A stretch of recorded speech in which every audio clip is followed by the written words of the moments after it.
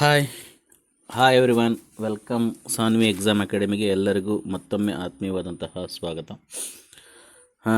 ಏನು ಸಾಮಾನ್ಯ ಜ್ಞಾನದ ಪ್ರಶ್ನೆಗಳನ್ನು ನಾನು ವಿಶ್ಲೇಷಣೆ ಮಾಡ್ತಾಯಿದ್ದೀನಿ. ಸೊ ಅದನ್ನು ಇವತ್ತು ಕಂಟಿನ್ಯೂ ಮಾಡ್ತಾ ಹೋಗೋಣ. ಕಳೆದ ವಿಡಿಯೋದಲ್ಲಿ 61 ಪ್ರಶ್ನೆಗಳನ್ನು ನಾನು 61ನೇ ಪ್ರಶ್ನೆಯವರೆಗೂ ಡಿಸ್ಕಸ್ ಮಾಡಿದ್ದೆ. ಇವತ್ತು ಆ್ಯಸ್ ಇಟ್ ಈಸ್ ಕಂಟಿನ್ಯೂ ಮಾಡ್ತಾ ಹೋಗೋಣ. ಒಂದು 4 ಅಥವಾ 5 ಪ್ರಶ್ನೆಗಳನ್ನು ಇನ್ ಡೀಟೇಲಾಗಿ ಡೆಪ್ತಾಗಿ ಅನಾಲಿಸಿಸ್ ಮಾಡ್ತಾ ಹೋಗೋಣ. ಸೊ ನಾನು ಹೇಳ್ದಂಗೆ ತುಂಬ ಕಠಿಣವಾದ ಪ್ರಶ್ನೆ ಪತ್ರಿಕೆಗಳನ್ನು ಆಯ್ಕೆ ಮಾಡಿಕೊಂಡು ನಿಮಗೆ ವಿಶ್ಲೇಷಣೆ ಮಾಡ್ತಾ ಹೋಗ್ತೀನಿ. ಸೊ ಆ ಪ್ರತಿಯೊಂದು ಪ್ರಶ್ನೆ ವಿಶ್ಲೇಷಣೆ ಮಾಡುವಾಗ ಏನು ಬೇರೆ ಬೇರೆ ಕಾನ್ಸೆಪ್ಟ್ಗಳೆಲ್ಲ ಬರ್ತವೆ, ಅದು ಇನ್ ಡೀಟೇಲಾಗಿ ಹೇಳ್ತಾ ಹೋಗ್ತೀನಿ. ಸೊ ಅದು ಬೇರೆ ಬೇರೆ ಎಕ್ಸಾಮಿಗೆ ಯೂಸ್ಫುಲ್ ಕಾನ್ಸೆಪ್ಟ್ ಆಗುತ್ತೆ ಅನ್ನೋದಕ್ಕೋಸ್ಕರ ಈ ಥರ ಸಾಮಾನ್ಯ ಜ್ಞಾನ ಪ್ರಶ್ನೆಗಳನ್ನು ನಾನು ವಿಶ್ಲೇಷಣೆ ಮಾಡ್ತಿದ್ದೀನಿ. ಓಕೆ, ನನ್ನ ಚಾನಲ್ನ ಯಾರು ಸಬ್ಸ್ಕ್ರೈಬ್ ಮಾಡ್ಕೊಂಡಿಲ್ಲ ಅಂದರೆ ಖಂಡಿತ ಸಬ್ಸ್ಕ್ರೈಬ್ ಮಾಡ್ಕೊಳ್ಳಿ. ಹಾಗೆಯೇ ಕಂಟೆಂಟ್ ಇಷ್ಟ ಆದರೆ ಎಕ್ಸಾಮ್ ಆಸ್ಪಿರೆಂಟ್ಸ್ಗೆ ಶೇರ್ ಮಾಡೋದನ್ನು ಯಾವುದೇ ಕಾರಣಕ್ಕೂ ಮರಿಬೇಡಿ. ಈ ಪ್ರಶ್ನೆ ನೋಡೋಣ. 62ನೇ ಪ್ರಶ್ನೆ.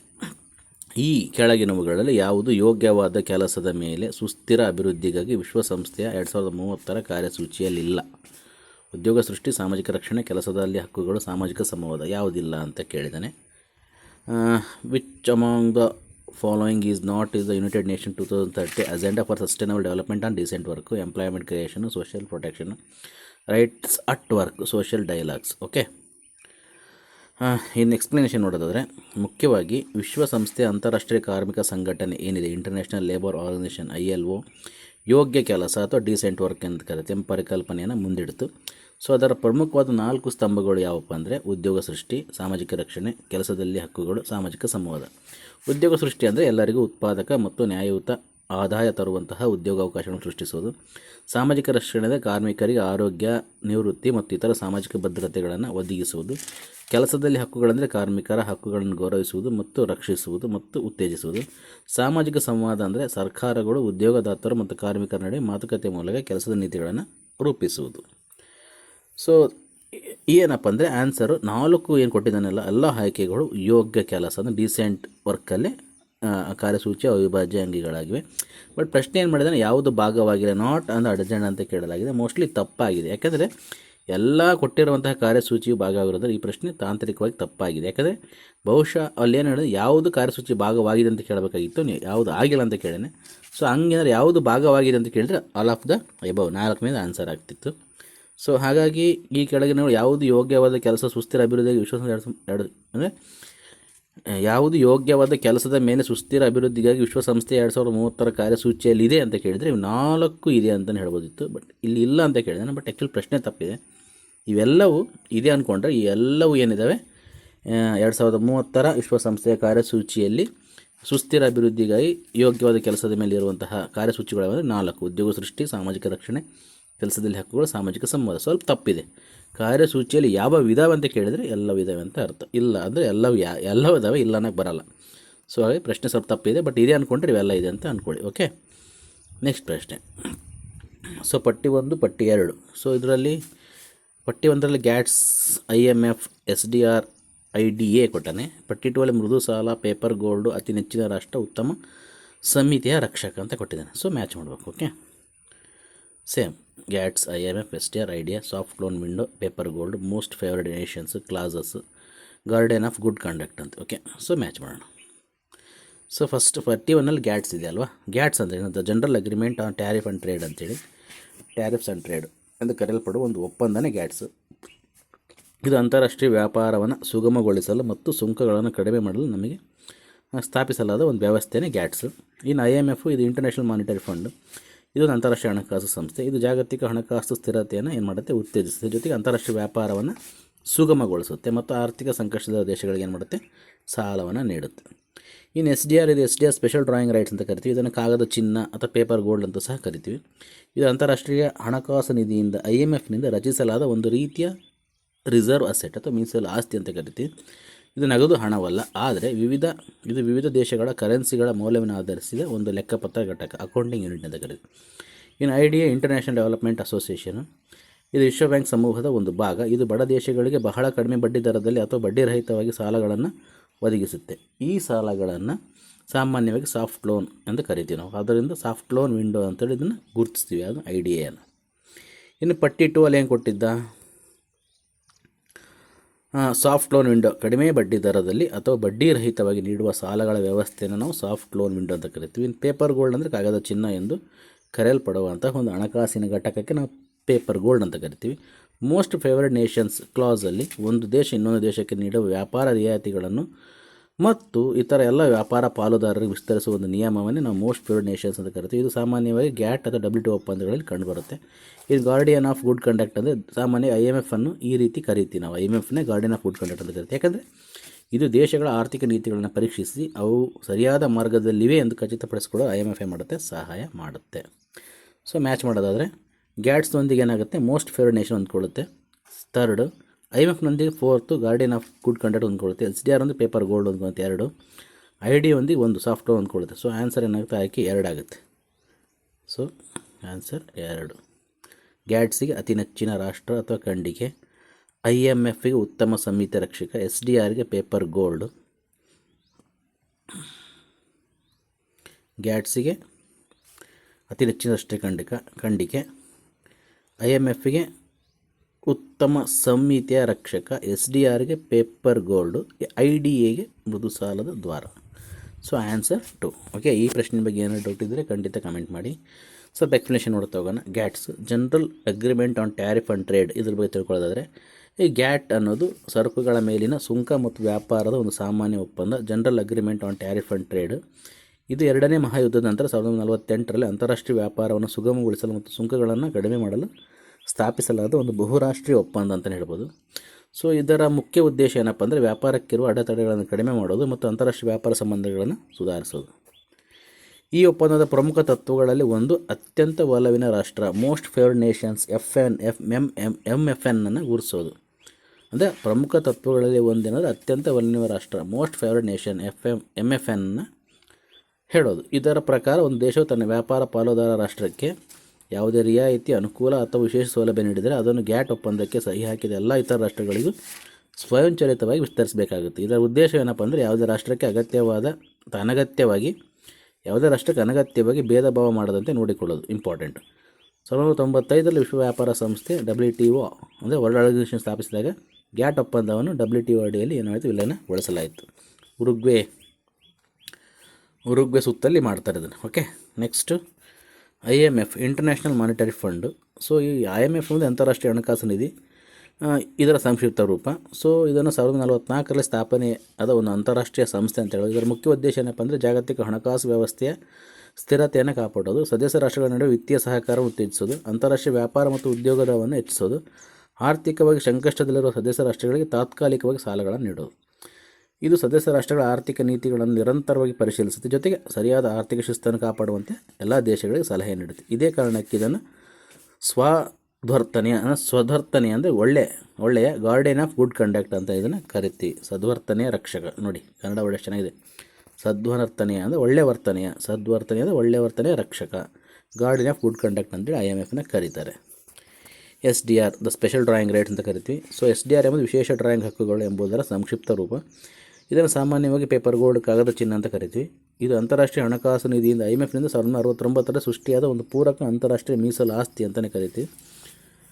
International reserve asset. ಇದರ ಮೌಲ್ಯವು ಪ್ರಮುಖ ಜಾಗತಿಕ ಕರೆನ್ಸಿಗಳಾದ American dollar, euro, Chinese yuan, Japanese yen, British pound ಸ್ಟರ್ಲಿಂಗ್ಗಳ ಒಂದು ಬಾಸ್ಕೆಟ್ ಅಂತಲೇ ಕರಿಬೋದು. ಅದರ ಆಧಾರಿತದ ಮೇಲೆ ಇದು ಇರುತ್ತೆ. ಇದು ಒಂದು ನೈಜ ಕರೆನ್ಸಿ ಅಲ್ಲ, ಆದರೆ IMF ಸದಸ್ಯ ರಾಷ್ಟ್ರಗಳಿಗೆ ಬಜೆಟ್ ಕೊರತೆ ಎದುರಾದಾಗ ಅಥವಾ ಹಣಕಾಸು ಸಮಸ್ಯೆ ಉಂಟಾದಾಗ ವಿತ್ತೀಯ ಮೀಸಲು ಆಗಿ ಬಳಸಲು ಇದನ್ನು ಸಹಾಯ ಮಾಡುತ್ತೆ. ಹಾಗಾಗಿ ಇದನ್ನು ಕಾಗದ ಚಿನ್ನ ಅಂತೇಳಿ ನಾವು ಕರಿತೀವಿ. ಇನ್ನು IDA international development association. IDA ಎಂಬುದು ಅಂತಾರಾಷ್ಟ್ರೀಯ ಅಭಿವೃದ್ಧಿ ಸಂಸ್ಥೆನೇ. ಸೊ ಇದು ಅಂತಾರಾಷ್ಟ್ರೀಯ ಅಭಿವೃದ್ಧಿ ಸಂಸ್ಥೆ ಒಂದು ಸಂಕ್ಷಿಪ್ತ ರೂಪನೇ ಇಂಟರ್ನ್ಯಾಷನಲ್ ಡೆವಲಪ್ಮೆಂಟ್ ಅಸೋಸಿಯೇಷನು. ಇದು 1960ರಲ್ಲಿ ಸ್ಥಾಪನೆಯಾದ ವಿಶ್ವ ಬ್ಯಾಂಕ್ನ ಸಮೂಹದ ಒಂದು ಭಾಗ. ಇದರ ಮುಖ್ಯ ಉದ್ದೇಶ ಏನಪ್ಪ ಅಂದರೆ ಜಗತ್ತಿನ ಅತ್ಯಂತ ಬಡ ರಾಷ್ಟ್ರಗಳಿಗೆ ಕಡಿಮೆ ಬಡ್ಡಿ ದರದಲ್ಲಿ ಅಥವಾ ಬಡ್ಡಿರಹಿತವಾಗಿ ಸಾಲಗಳನ್ನು ಮತ್ತು ಸಹಾಯಧನವನ್ನು ಒದಗಿಸುವುದು. IDAಯಿಂದ ನೀಡಲಾಗುವ ಸಾಲಗಳು ಸಾಮಾನ್ಯ ವಾಣಿಜ್ಯ ಸಾಲಗಳಿಂದ ಹೆಚ್ಚು ಅನುಕೂಲಕರ ಮತ್ತು ಷರತ್ತುಗಳನ್ನು ಹೊಂದಿರುವುದರಿಂದ ಅವುಗಳನ್ನು ಸಾಫ್ಟ್ ಲೋನ್ ಅಥವಾ ಮೃದು ಲೋನ್ ಅಂತ ಕರಿತೀವಿ. IDA ಅಂದರೆ international development association soft loan window ಅಂತ ಸಹ ಗುರುತಿಸ್ತೀವಿ. ಈ ಸಾಲಗಳು ಬಡ ದೇಶಗಳ ಮೂಲಸೌಕರ್ಯ, ಶಿಕ್ಷಣ, ಆರೋಗ್ಯ ಮತ್ತು ಇತರ ಅಭಿವೃದ್ಧಿ ಯೋಜನೆಗೆ ಸಹಾಯ ಮಾಡುತ್ತೆ. ಓಕೆ, ಈ ಕ್ವೆಶನ್ ಬಗ್ಗೆ ಇಷ್ಟು ಇನ್ ಡೀಟೇಲ್ಸ್. ಏನಾದರೂ ಡೌಟ್ ಇದ್ದರೆ ಖಂಡಿತ ಕಾಮೆಂಟ್ ಮಾಡೋದನ್ನು ಮರಿಬೇಡಿ. ಇನ್ನು ಈ ಕೆಳಗಿನ ರಾಷ್ಟ್ರಗಳನ್ನು ಪರಿಗಣಿಸಿ ಅಫ್ಘಾನಿಸ್ತಾನ, ಫಿಲಿಪೈನ್ಸ್, ಭಾರತ, ಮಾಲ್ಡೀವ್ಸ್. ಇದರಲ್ಲಿ SAARC ಸದಸ್ಯ ರಾಷ್ಟ್ರಗಳು ಯಾವ? ತುಂಬ easy question. Consider the following countries: Afghanistan, Philippines, India, Maldives. ಇದರಲ್ಲಿ ಯಾವ ಸಾರ್ಕ್ ಸದಸ್ಯ ದೇಶಗಳು? ಸೊ ಸಾರ್ಕ್ ಸದಸ್ಯ ರಾಷ್ಟ್ರಗಳು: ದಕ್ಷಿಣ ಏಷ್ಯಾ ಪ್ರಾದೇಶಿಕ ಸಹಕಾರ ಒಕ್ಕೂಟ. ಸಾರ್ಕ್ ಅಂದರೆ ಸಾರ್ಕ್ ಎಂಬುದು ದಕ್ಷಿಣ ಏಷ್ಯಾ ದೇಶಗಳ ಆರ್ಥಿಕ ಮತ್ತು ಪ್ರಾದೇಶಿಕ ಏಕೀಕರಣಕ್ಕಾಗಿ ಸ್ಥಾಪಿಸಲಾದ ಒಂದು ಸಂಘಟನೆ.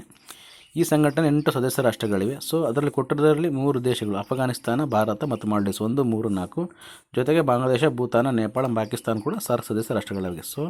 ಫಿಲಿಪೈನ್ಸ್ ಇಲ್ಲ, ಅದು ಸಾರ್ಕ್ ಸದಸ್ಯ ರಾಷ್ಟ್ರ ಅಲ್ಲ, ದಕ್ಷಿಣ ಏಷ್ಯಾದ ಭಾಗವಾಗಿಲ್ಲ, ಅದು ಆಸಿಯಾನ್ ಅಂದರೆ ಆಗ್ನೇಯ ಏಷ್ಯಾ ರಾಷ್ಟ್ರಗಳ ಒಕ್ಕೂಟ ಸಂಘಟನೆಯ ರಾಷ್ಟ್ರವಾಗಿದೆ ಫಿಲಿಪೈನ್ಸ್. ಆನ್ಸರ್ ಏನಾಗುತ್ತೆ?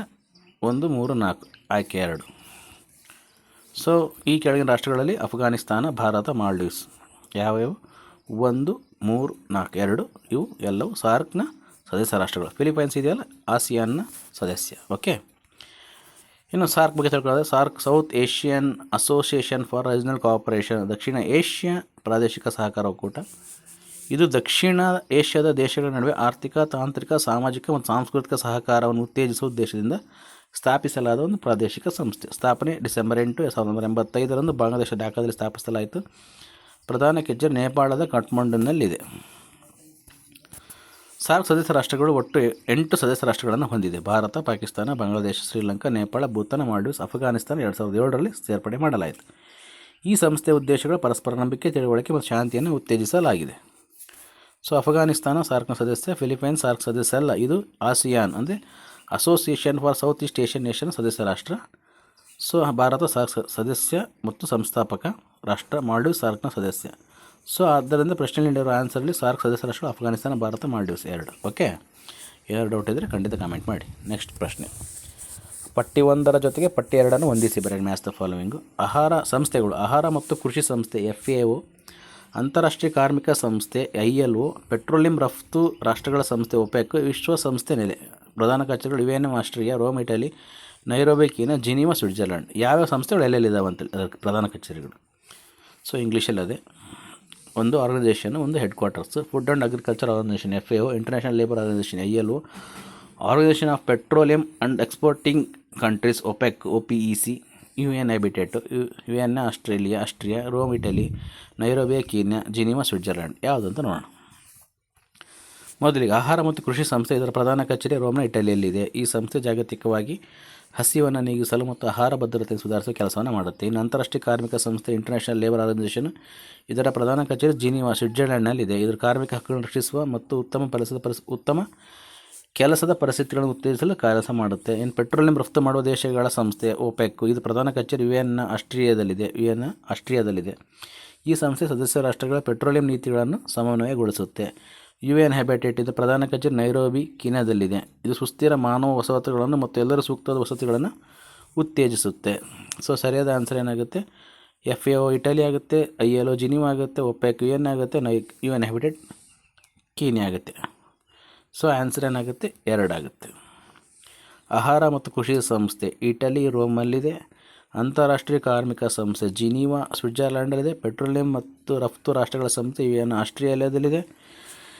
ನೆಕ್ಸ್ಟ್